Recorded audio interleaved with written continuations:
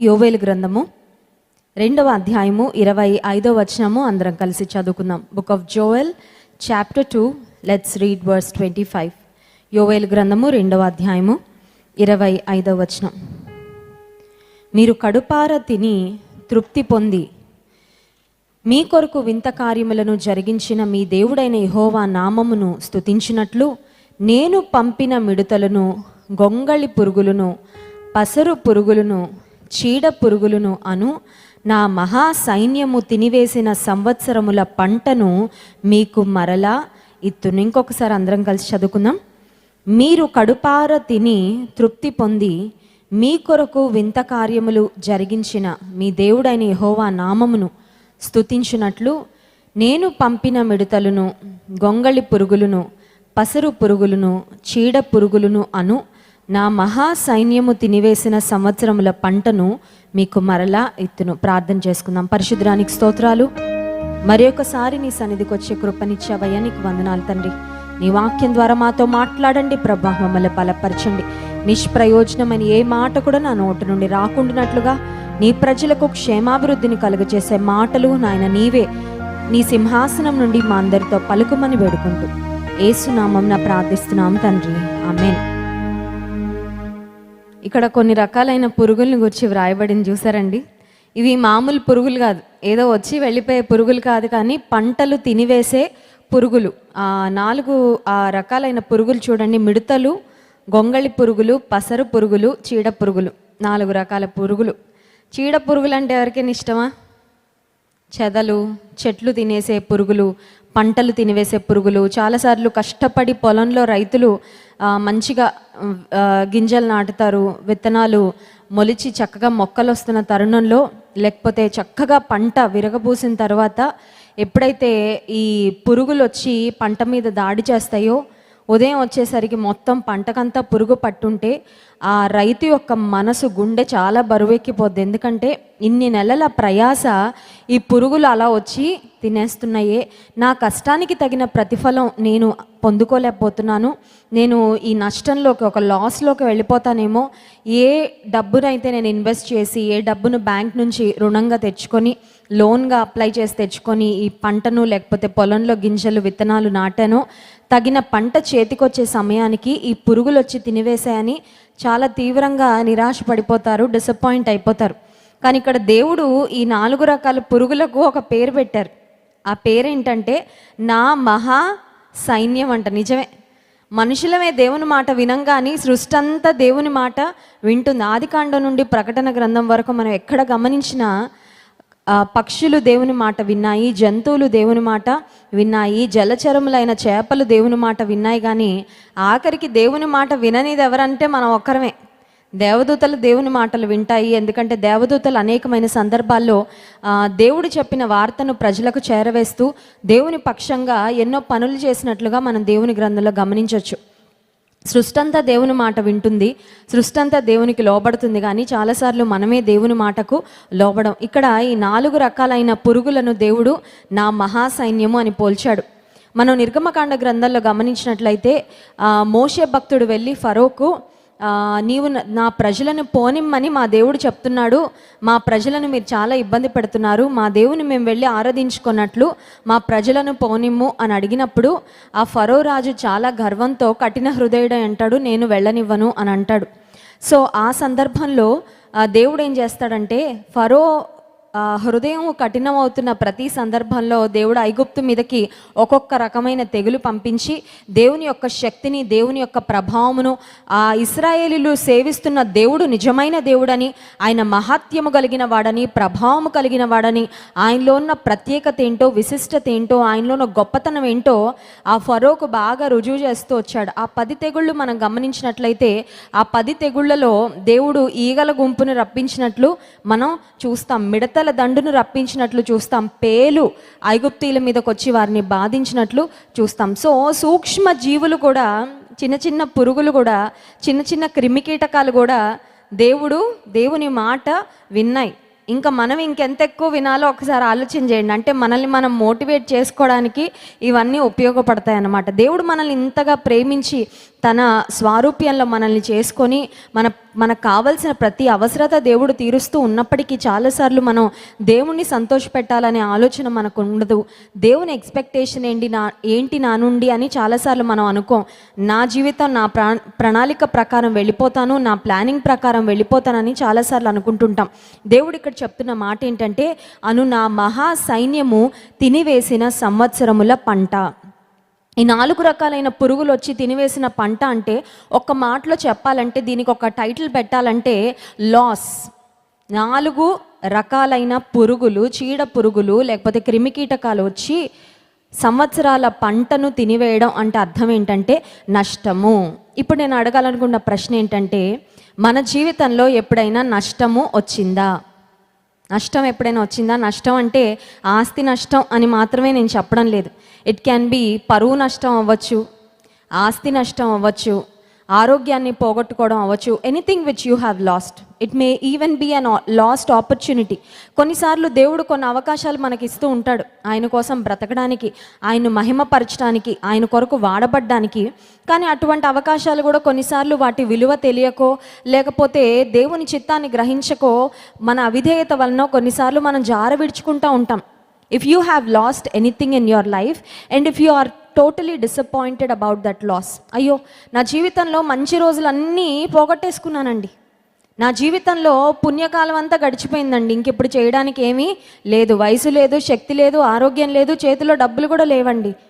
చాలామంది దేవుని దగ్గరకు వచ్చిన తర్వాత దైవజనులను కలిసి మాట చెప్తూ ఉంటారు. ఏమనంటే, ఒకప్పుడు చేతి నిండా డబ్బు ఉండేదండి, ఒకప్పుడు అన్నీ ఉండేవండి, అప్పుడు మాత్రం దేవుడు మాకు కనబడలా, ఇప్పుడు అన్నీ పోయాయి, ఇప్పుడు దేవుని మాటలు వింటూ ఉంటే దేవుని కోసం ఏదన్నా ఇవ్వాలనిపిస్తుంది, దేవుని కోసం ఏదన్నా చేయాలనిపిస్తుంది, ఇప్పుడు మాత్రం మా చేతులు చాలా ఖాళీగా ఉన్నాయి. చేతి నిండా ధనం ఉన్నప్పుడు లోకం కోసం ఖర్చు పెట్టాము, వ్యర్థమైన వాటి కొరకు ఖర్చు పెట్టాము, వ్యర్థంగా మా జీవితాలను ఆ సమయాన్ని వ్యర్థపరిచాము. ఇప్పుడేమో అవకాశాలు లేవు, ఇప్పుడేమో ఇవ్వాలని ఉంది, మనసు ఉంది, కానీ ధనం చేతిలో లేదు. నిజమే, కొంతమంది యవ్వన కాలంలో దేవుణ్ణి విడిచిపెట్టి తిరిగి వృద్ధాప్యంలోకి వచ్చిన తర్వాత అంటారు, అయ్యో యవ్వన కాలంలో దేవుణ్ణి తెలుసుకొని ఉంటే జీవితం ఎంత అందంగా మలచబడి ఉండేదో, ఎంత ఆశీర్వాదకరంగా ఉండేదో. Now I know how much I have lost. దేవుని వద్దకు ఆలస్యంగా రావడం వలన నేను ఎన్ని పోగొట్టుకున్నానో, ఎన్ని కోల్పోయానో. అయితే ఈ రాత్రికాల సమయంలో దేవుడు మనకిస్తున్న వాగ్దానం ఏంటంటే, దేవుడు పంపించిన మహాసైన్యము తినివేసిన సంవత్సరముల పంటను మరలా ఇస్తాడంట. అంటే అర్థం ఏంటంటే, God will restore to you whatever you have lost. Hallelujah. నీవేమి పోగొట్టుకున్నావో, నీవేమి కోల్పోయావో దానిని దేవుడు నీకు తిరిగి దయచేస్తానని వాగ్దానం చేస్తున్నాడు. నమ్మిన వారు ఒకసారి ఆమెన్ అని చెప్దాం. ఆమెన్. యోనా గ్రంథము 1వ అధ్యాయము 1వ వచనం ఒకసారి చదువుకుందాం. యోనా గ్రంథము 1వ అధ్యాయము 1వ వచనం. యెహోవా వాక్కు అమిత్తై కుమారుడైన యోనాకు ప్రత్యక్షమై ఇలాగూ సెలవిచ్చెను. దేవుడు ప్రత్యక్షమయ్యాడు, దేవుడు ఆజ్ఞాపించాడు. ఫస్ట్ ఒక ఛాన్స్ ఇచ్చాడు, యోనా ఆ ఛాన్స్ను సద్వినియోగం చేసుకోలేకపోయాడు. ఆ తర్వాత మనకి జరిగిన చరిత్ర అంతా తెలుసు. చేప కడుపులోకి వెళ్ళాడు, చేప కడుపులో ఉండి దేవునికి మొరపెట్టుకున్నాడు. దేవుడు అనుకున్నాడు, యోనాకి ఇంకొక అవకాశము ఇద్దాం. I will give him another opportunity, I will give him another chance. తన బాధ్యతను, తన పనిని నాకు విధేయత చూపించడానికి యోనాకి ఇంకొక అవకాశం ఇద్దామని మళ్ళీ చూడండి, చేప కడుపులోకి వెళ్ళి మళ్ళీ బయటకు వచ్చిన తర్వాత యోనా గ్రంథం 3వ అధ్యాయం 1వ వచనంలో మళ్ళీ ఇదే మాట కనబడుతుంది మనకు. అంతటా యెహోవా వాక్కు 2వ మారు యోనాకు ప్రత్యక్షమై సెలవిచ్చినది ఏమనగా. కొన్నిసార్లు కొంతమంది భక్తుల జీవితాల్లో మనం గమనించినట్లయితే దేవుని మాటకు అవిధేయత చూపించిన సందర్భాల్లో కొంతకాలం తర్వాత దేవుడు మౌనం అయిపోయాడు. When God's people were rebellious, దేవునికి విరోధంగా తిరుగుబాటు చేస్తూ దేవుని ప్రజలు ఉన్నప్పుడు కొన్నిసార్లు దేవుడు మౌనము అయిపోయిన సందర్భాలు దేవుని వాక్యంలో చాలా మనం గమనించగలం. కానీ దేవుడు యోనా విషయంలో కృప కలిగిన వాడై మరొక అవకాశాన్ని ఇచ్చాడు. యోనా అనుకున్నాడు, 2వ మారు దేవుని వాక్కు నాకు ప్రత్యక్షం అవడం నిజంగా ఇది గొప్ప భాగ్యం. ఫస్ట్ టైం మాత్రం నా సొంత ఆలోచనలు నేను పెట్టుకొని నినివే ప్రజలు నన్ను చంపేస్తారేమో అని భయపడి దేవుడు చెప్పిన మాటకు విధేయత చూపించలేకపోయాను. కానీ ఈ 2వ అవకాశాన్ని మాత్రం నేను ఖచ్చితంగా సద్వినియోగం చేసుకుంటాను. I will definitely make the best use of this opportunity అని యోనా తన జీవితంలో ఉద్దేశించాడు. ఇంకొక వ్యక్తిని కూడా బైబిల్ గ్రంథంలో మీకు చూపించి ఆ తర్వాత వారి జీవితాలను మన జీవితానికి ఒకసారి పోల్చుకొని మనం ఈ దినము షార్ట్ మెసేజ్ను ముగించుకుందాం. న్యాయాధిపతుల గ్రంథము 13వ అధ్యాయంలో మనం గమనించినట్లయితే సంసోను యొక్క జన్మ, సంసోను యొక్క పుట్టుక, అతని తల్లిదండ్రులకు దేవుని దూత ప్రత్యక్షమై మీకు ఒక కుమారుడు పుట్టబోతున్నాడు, అతడు నాజీరు చేయబడిన వాడిగా ఉంటాడు, అతను ఒక ప్రత్యేకమైన ఉద్దేశంతో నేను ఈ లోకంలో సృజించబోతున్నానని దేవుని దూత ప్రత్యక్షమై సంసోను యొక్క తల్లిదండ్రులు మానోహాకు అతని భార్యతో మాట్లాడినట్లుగా న్యాయాధిపతుల గ్రంథం 13వ అధ్యాయంలో మనం చూస్తాం. సంసోనును దేవుడు పుట్టించడానికి ఒక మహోన్నతమైన ప్రణాళిక ఉంది. God has a plan behind every birth. ఈ లోకంలో పుట్టే ప్రతి చంటి బిడ్డ జీవితం వెనకాల దేవునికి ఒక ఉన్నతమైన ప్రణాళిక ఉంది. And God's plans for each one of us are very unique. ఒకరి పట్ల దేవుడికున్న ప్రణాళిక మరొకరి పట్ల దేవునికున్న ప్రణాళిక ఎప్పుడు కాపీ పేస్ట్ చేయడు. చూడండి, కొంతమంది కాపీ పేస్ట్ చేసేస్తూ ఉంటారు ఈజీ అని కదా. ఎగ్జామ్లో కూడా చదువుకొని వెళ్తే అనవసరంగా కొన్ని మర్చిపోతామేమో అని చిన్న కాపీ పేపర్ పెట్టుకొని వెళ్ళిపోతారు. అదైతే అలా చూసుకొని రాసేస్తే ఫుల్ మార్క్స్ వచ్చేస్తాయి కదా అని, అవునా కదా. కానీ దేవుడు కాపీ పేస్ట్ చేయరు ఏ విషయం కూడా. All his ways are unique. ఆయన చేసే ప్రతి కార్యం కూడా చాలా ప్రత్యేకంగా ఉంటుంది. దేవుడు సంసోనును ఒక గొప్ప ఉద్దేశంతో సృష్టించాడు. కారణం ఏంటంటే దేవుని ప్రజలైన ఇశ్రాయేలీలను ఫిలిస్తీయులు బహుగా బాధిస్తూ ఉంటారు. ఫిలిస్తీయులను ఎదిరించడానికి, ఫిలిస్తీయులను జయించడానికి సంసోనుకు ఒక ఎక్స్ట్రాడినరీ స్ట్రెంగ్త్ దేవుడిచ్చి సంసోనును ఒక న్యాయాధిపతిగా దేవుని ప్రజలను పరిపాలించడానికని ఉద్దేశించి తన తల్లిదండ్రులకు దేవుడు అనుగ్రహిస్తాడు. సరే, పుట్టుక నుంచే తల్లి చెప్తూ ఉంటుంది, బాబు నువ్వు you are not an ordinary child, నువ్వు సామాన్యమైన వాడివి అని అనుకోవద్దు, అందరి పిల్లల లాంటి వాడివి కాదు, నీలో ప్రత్యేకమైన తలాంతులు ఉన్నాయి, నీలో ప్రత్యేకమైన వరాలు ఉన్నాయి, నీ జీవితానికి దేవునికి ఒక ఉద్దేశం ఉంది. నువ్వు పుట్టకముందే దేవుని దూత మాకు ప్రత్యక్షమై దేవుడు మాకు కొన్ని మాటలు చెప్పించాడు నీ గురించి, అందుకే నేను జాగ్రత్తగా పెంచాలి నాయన అంటే కొంతకాలం వరకు బాగానే పెరిగాడు. ఒకానొక సమయం వచ్చేసరికి, యవ్వన కాలంలోకి వచ్చేసరికి తన శరీరాశలను నెరవేర్చుకోవడానికి చిన్నగా హీ స్టార్టెడ్ గెటింగ్ డైవర్టెడ్. తన జీవితంలో చిన్నగా దేవుని వైపు నుండి లోకం వైపుకు ఆకర్షించడం ప్రారంభించాడు. ఆ ఆకర్షణ ఎంత భయంకరంగా తన జీవితాన్ని మార్చేసిందంటే, ఫిలిస్తీయులకు శత్రువుగా ఉండి ఫిలిస్తీయులను జయించాల్సిన, ఫిలిస్తీయులతో పోరాడవలసిన సంసోను ఫిలిస్తీయ స్త్రీలను ప్రేమించడం, ఫిలిస్తీయ స్త్రీలను వివాహం చేసుకోవాలని ఆలోచించడం, దాని గురించి తన తల్లిదండ్రులతో డిస్కషన్ పెట్టడం, ఇవన్నీ జరుగుతుందన్నమాట. అంటే సంసోన్ జీవితంలో ఏది చేయకూడదో ఎగ్జాక్ట్గా అదే చేయడానికి తాను తీర్మానం తీసుకున్నాడు. అప్పుడు తన తల్లిదండ్రులు వారిస్తారు, మన వాళ్ళలో ఎవరు లేరనుకుంటున్నావు అని. ఆయన చాలామంది ఉన్నారు, why are you making this wrong decision అని చెప్పినప్పుడు సంసోను మాత్రం తన తల్లిదండ్రుల మాట వినడు. ఆమె నాకు ఇష్టమైనది అని అంటాడు. సో సంసోను జీవితంలో 3 స్త్రీలు మనకు కనబడతారు. తిమ్నాతులో ఒక స్త్రీ, రెండవది గాజా అనే ప్రాంతంలో ఒక వేశ్య, మూడవదిగా దెలీలా అనే ఒక వ్యక్తి, సొరెక్కు లోయలో ఉన్న దెలీలా అనే స్త్రీ. మొదటి స్త్రీతో కొంతకాలం స్నేహం చేశాడు, ఆ తర్వాత బాగానే వదిలించేసుకున్నాడు. ఆ తర్వాత రెండో స్త్రీ విషయంలో కూడా అంతే. తను అనుకున్నాడు, ఏముందిలే స్త్రీలు, ఆఫ్టర్ ఆల్ నాకున్న బలం ముందు, నాకున్న జ్ఞానం ముందు, నాకున్న స్ట్రాటజీ ముందు మరి ఫిలిస్తీన్లను నేను చాలా ఈజీగా జయిస్తున్నాను. గాడిద దవడ ఎముకతో 1000 మంది ఫిలిస్తీన్లను చంపేశాడు. 300 నక్కల తోకలను కలిపి కట్టి నిప్పు పెట్టి ఫిలిస్తీన్ల యొక్క చేలలోకి పంపించాడంట. ఒక్క నక్కను పట్టుకోవాలంటేనే చాలా కష్టం. 2 నక్కల తోక మధ్యలో ఒక దివిటి పెట్టాలంటే 2 నక్కలు వచ్చి కరిసేయంటే ఇంక సంసోన్ పరిస్థితి ఏంటో ఒకసారి ఇమాజిన్ చేసుకోండి. చాలా బలాఢ్యుడు, చాలా బలవంతుడు, వెరీ టాలెంటెడ్, ఎక్స్ట్రీమ్లీ టాలెంటెడ్. సంసోన్ అనుకున్నాడు, పాపంతో అలా ఆడుకోవచ్చు అనుకున్నాడు. I can play with sin, I can have fun with sin. నేనేం కావాలనుకుంటే అది చేయొచ్చు, ఎప్పుడు కావాలంటే అప్పుడు పట్టుకోవచ్చు, ఎప్పుడు కావాలంటే అప్పుడు వదిలేయచ్చు అనుకున్నాడు. ఈ 3వ స్త్రీ మాత్రం సంసోన్ గట్టిగా పట్టేసింది.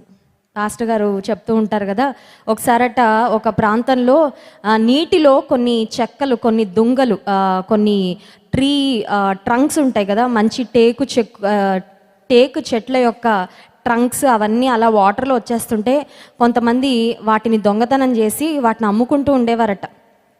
ఒకసారి ఒక వ్యక్తి అలాగే ఆ నీటి ఒడ్డుకు వెళ్ళాడు, జాగ్రత్తగా గమనిస్తున్నాడు. ఏమైనా టేకు చెక్కలు అలా నీటిలో కొట్టుకుంటూ వస్తే వాటిని చక్కగా పట్టుకెళ్ళిపోయి అమ్ముకుందాం అనుకున్నాడు. బ్రౌన్గా ఏదో అలా అలా వస్తూ ఉంటే, అబ్బా చాలా పెద్ద బలమైన టేకు చెక్క నాకు దొరికింది, దీన్ని అమ్ముకుంటే నా కష్టాలన్నీ తీరిపోతాయి, నా అప్పులన్నీ తీరిపోతాయని చాలా ఫాస్ట్గా ఇంకెవరికైనా దొరుకుతుందేమో, ఇది మిస్ అయిపోతుందేమో అనే ఆతురతతో ఈదుకుంటూ వాటర్లో వెళ్ళి దాన్ని పట్టుకున్నాడంట. పట్టుకున్న తర్వాత ఒడ్డున కొంతమంది స్నేహితులు ఉన్నారు, వీడికి చాలా మంచిది దొరికిందిరా, అందరికంటే స్పీడ్గా వెళ్ళిపోయాడు, ఇంకెవడెళ్ళి ఆ చెక్కను పట్టుకుంటారో అని చాలా ఫాస్ట్గా ఈదుకుంటూ వెళ్ళిపోయాడు. మొత్తానికి టార్గెట్ రీచ్ అయ్యాడని గట్టిగా చప్పట్లు కొడుతున్నారంట. వెళ్ళిన తర్వాత వీడు ఎంతసేపటికి వెనక్కి తిరిగి రావట్లేదు, ఆ చెక్కను పట్టుకొని అలా వెళ్తున్నాడు నీటిలో. ఫ్రెండ్స్ విజిల్స్ వేస్తున్నారు, పిలుస్తున్నారంట, ఒరేయ్ దొరికింది కదా, దాన్ని పట్టుకొని వచ్చేసాయి, ఒడ్డుకు వచ్చేసాయి అంటే అతను చెప్పిన మాట ఏంటంటే, దీన్ని నేను పట్టుకున్నాను రా, కానీ ఇది మాత్రం నన్ను వదలట్లేదు. అదేంటంటే ఒక ఎలుగుబంటి అంట. ఒక బ్రౌన్ కలర్లో ఉన్న బలమైన ఎలుగుబంటి నీళ్ళల్లో అలాగా ఈదుతూ ఉంది. ఇతనికున్న అత్యాశ వల్ల అనుకున్నాడు, అదేదో టేకు చెక్క, నాకు చాలా లాభదాయకం, చాలా ప్రయోజనం, నాకు మంచిగా డబ్బులు వస్తాయి అనుకున్నాడు.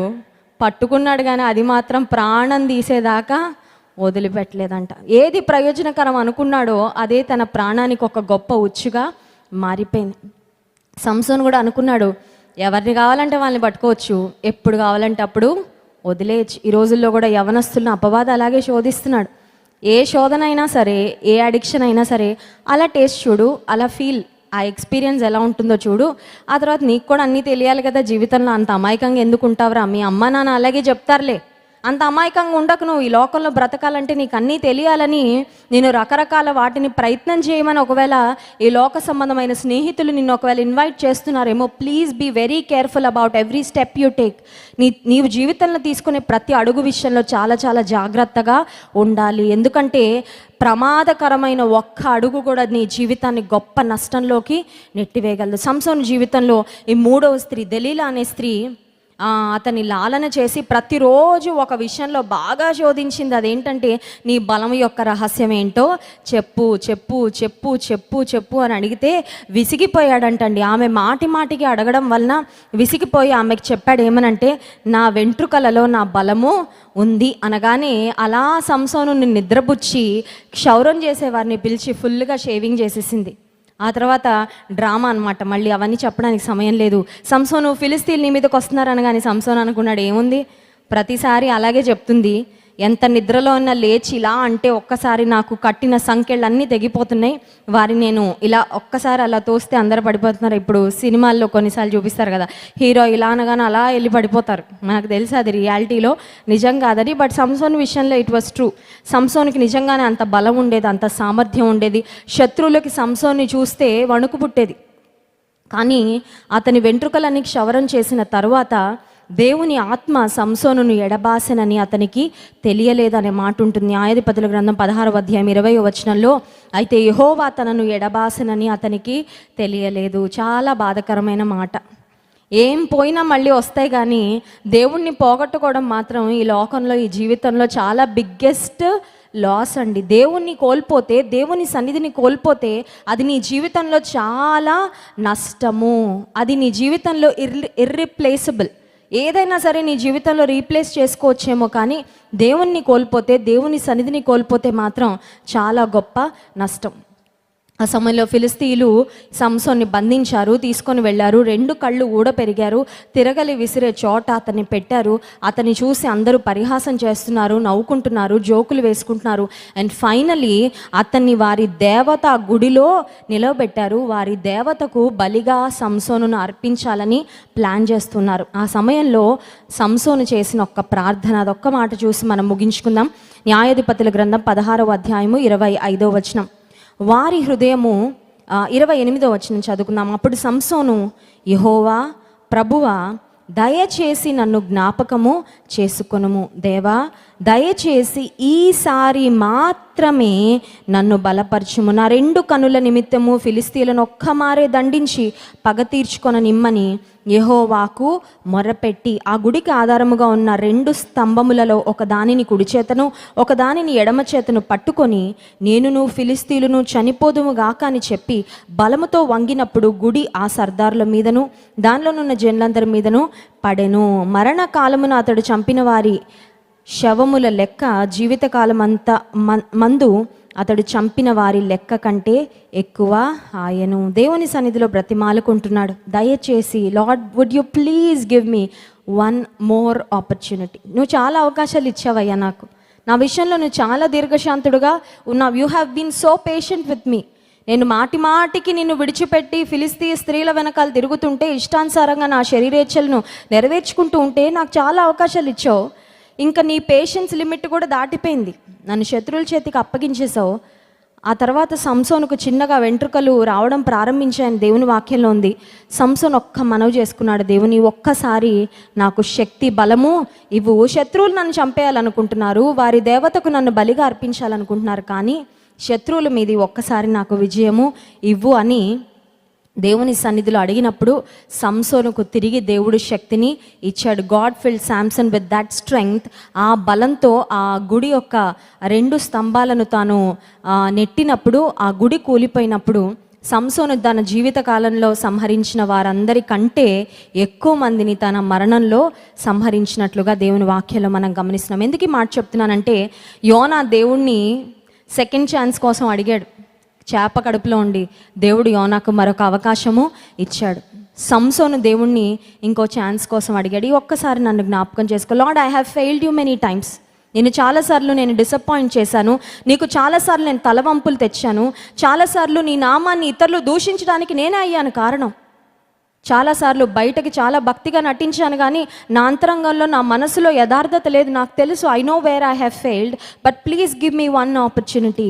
దేవుడు సంసోనుకు అవకాశం ఇచ్చాడు. ఈ రాత్రి కాల సమయంలో కూడా నీకు నాకు అదే వాగ్దానం చేస్తున్నాడు. నువ్వేది కోల్పోయావో, నీవేది పోగొట్టుకున్నావో, నీవేది దేవుని మాటను ధిక్కరించడం ద్వారా దేవుని మాటను లైట్ తీసుకోవడం వల్ల నీ జీవితంలో పోగొట్టుకొని, కొన్నిసార్లు చూడండి మన చేతిలో ఉన్నంతసేపు కొన్నిటి విలువ మనకు తెలియదు, పోగొట్టుకున్నాక తెలుస్తుంది. మనుషుల విలువ కూడా కొన్నిసార్లు అంటారు కదా, మనిషి వెళ్ళిపోయిన తర్వాత మనిషి విలువ తెలుస్తుందని. కొంతమందికి జాబ్ ఉన్నంతసేపు జాబ్ విలువ తెలీదు, జాబ్ పోయిన తర్వాత తెలుస్తుంది, అయ్యో అంత మంచి జాబ్ ఎందుకు పోగొట్టుకున్నాను, ఇప్పుడు మళ్ళీ జాబ్ రావాలంటే దానికి ఎంత ప్రయాసం. కొన్నిసార్లు దేవుడిచ్చే అవకాశాలు కూడా ఇచ్చినప్పుడు మనకు వాటి విలువ తెలియదు, లైట్ తీసుకుంటాం. పోన్లే పోతే పోన్లే, నేనే చేయాలా, నేను అంత నమ్మకంగా ఉండాలా, ఎవరు చూస్తున్నారు, ఎవరు గమనిస్తున్నారు, అంత కష్టపడాలా, అంత యథార్థంగా ఉండాలా అని కొన్నిసార్లు మనం కాంప్రమైజ్ అవుతున్నామేమో.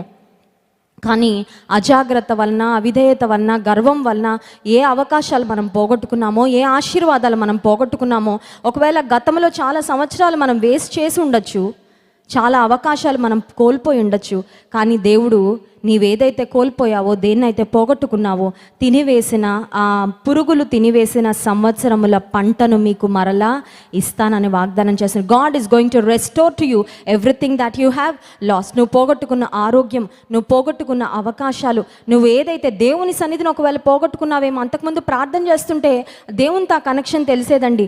ఇప్పుడు ప్రార్థన చేస్తుంటే నాకేమీ ప్రార్థన చేయబుద్దే కావట్లేదంటే ఎక్కడో లైన్ ఏమైపోయింది అనమాట, డిస్కనెక్ట్. తెలుసు మనకు అది కదండి, కొన్నిసార్లు ప్రార్థన చేయబుద్ది కాదు అంటే ఏంటనమాట, దేవుడికి మనకు కనెక్షన్ ఎక్కడో తెగిపోయింది, ఎక్కడో ఏదో పాపం వచ్చి అడ్డం పడింది, something is blocking the way. దేవునితో మనకున్న కమ్యూనికేషన్ ఏదో పాపం వచ్చి అడ్డుపడిపోయి దాన్ని ఆపేస్తుంది, దాన్ని అబ్స్ట్రక్ట్ చేస్తుంది అని మనం గమనించాలి. ఈ రాత్రికాల సమయంలో దేవుడు మనకిస్తున్నాడు వాగ్దానం, నీవు దేన్ని పోగొట్టుకున్నావో నేను దానిని నీకు తిరిగి ఇస్తాను. If you have lost joy in your life, God is going to give you back. If you have lost peace in your life, God is going to give you back. ఒకవేళ సాక్ష్యాన్ని పోగొట్టుకున్నావా, ఇప్పటి వరకు దేవుని బిడ్డనని ఎవరికి తెలియదండి, ఎందుకంటే లోకస్తుల్లాగే బ్రతికాను.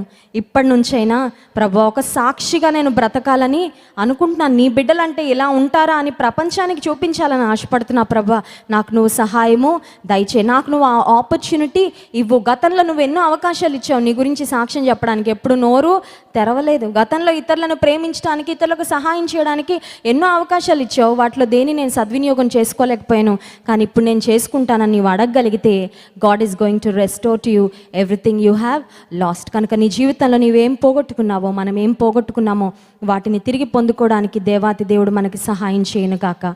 ఆమేన్. లేచి నిలబడండి, దేవుని స్తుతించి ఆరాధించుకుందాం. ఆయనే నా సంగీతము బలమైన కోటయును పాటల పుస్తకాల నుండి 246వ పాట. ఈ పాటను అందరం కలిసి పాడుతూ దేవుని మహింపరుద్దాం.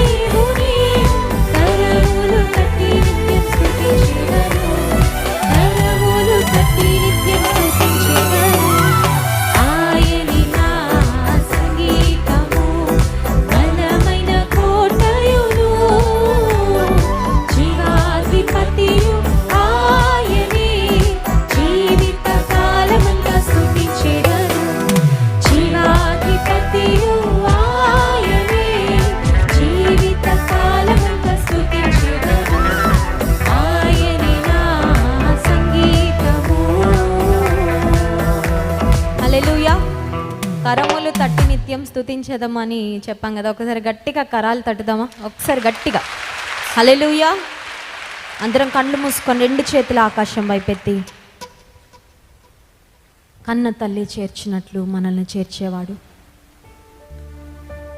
If you are missing your father's love and your mother's love, God's love is much greater than the love a mother and a father can show.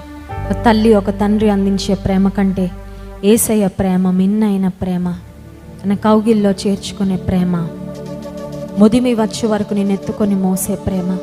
మరి ఆదరణ నీకు లేదేమో, ఒంటరితనంతో కృంగిపోతున్నావేమో. ప్రియమైన దేవుని బిడ్డ, కన్న తల్లి చేర్చినట్లు మనల్ని చేర్చేవాడు మన దేవుడు. తల్లైనా తాను కనిన బిడ్డను మర్చిపోతుందేమో. నేను నిన్ను మరువను, చూడు మన అరచేతిలో నేను చిక్కుకున్నానని వాగ్దానం చేశాడు. ఒక్కసారి నోరు తెరిచి చెప్దామా? యేసయ్య నీ ప్రేమకై స్తోత్రాలయ్యా. Thank you Lord for your love. నన్ను మర్చిపోలేదయ్యా, నువ్వు నన్ను విడనాడలేదయ్యా. నీవు నా విధేయతను బట్టి, నా అపనమ్మకత్వాన్ని బట్టి నీవెన్నడూ నన్ను విడిచిపోలేదు ప్రభా. నేనేం కోల్పోయానో నాకు తిరిగి ఇస్తానని వాగ్దానం చేస్తున్నావు తండ్రి. నీకు స్తోత్రాలు. ఎంత గొప్ప ప్రేమయ్యా నీది.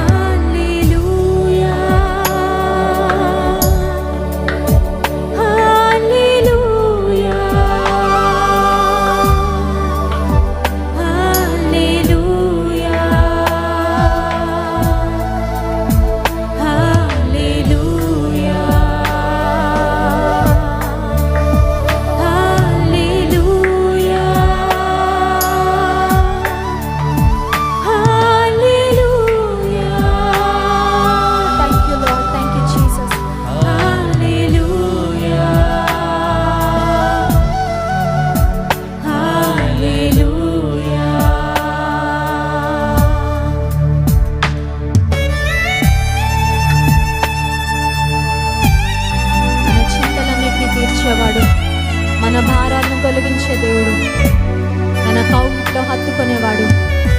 యేసయ్య లాంటి ప్రేమ ఈ లోకంలో ఎక్కడ దొరకదు. నీ గొప్ప ప్రేమకై స్తోత్రాలయ్యా. అమ్మను మించిన ప్రేమ అయ్యా నీది. నీకు స్తోత్రాలు తండ్రి.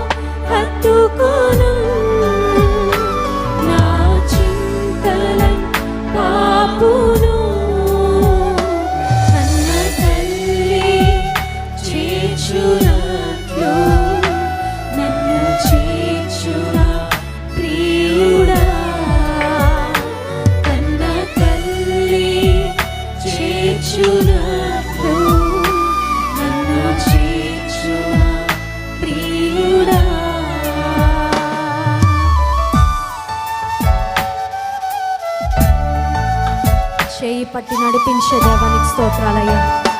నా అడుగులను శిఖరంపై నిలిపే దేవానికి స్తోత్రాలు. నేను ఎక్కలేనంత ఎత్తైన కొండపైకి నన్ను నడిపించే తండ్రి నీకు వందనాలయ్యా.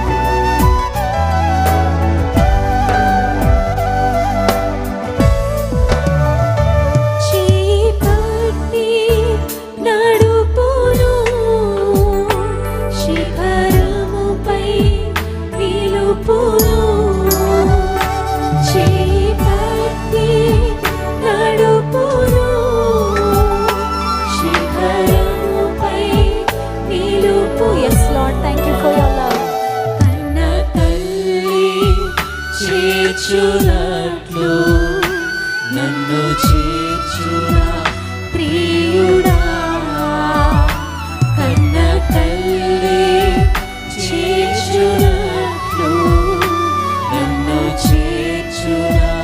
ప్రతి ఒక్కరం రెండు చేతులెత్తి హల్లెలూయా హల్లెలూయా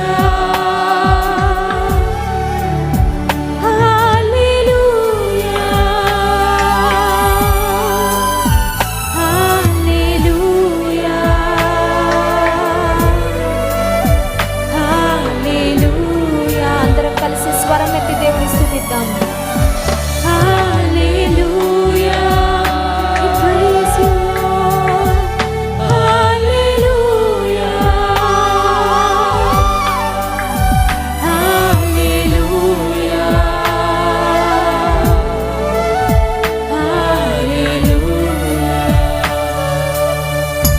పరిశుద్ధుడా, పరిశుద్ధాత్ముడా నీకు స్తోత్రాలయ్యా.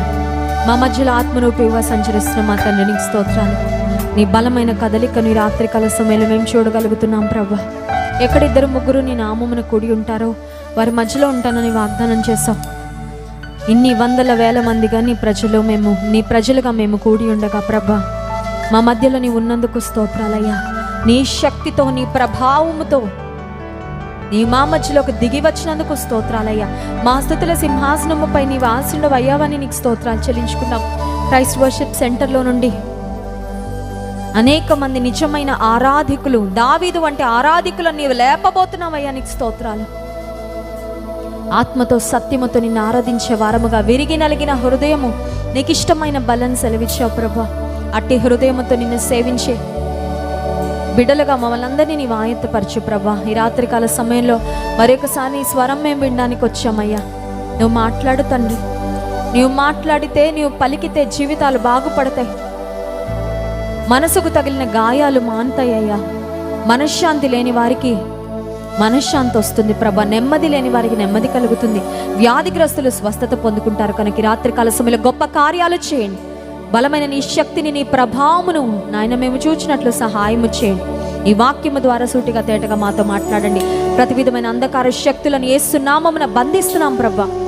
ఈ సంఘమునకు, మీ దైవజనులకు, మా పరిచర్యకు, మా కుటుంబాలకు విరోధముగా రూపించబడిన ఏ ఆయుధము వర్ధిల్లదని, మాలో ఉన్న నీవు లోకంలో ఉన్నవాని కంటే గొప్పవాడవని నిన్ను స్తుతిస్తున్నాం ప్రభా.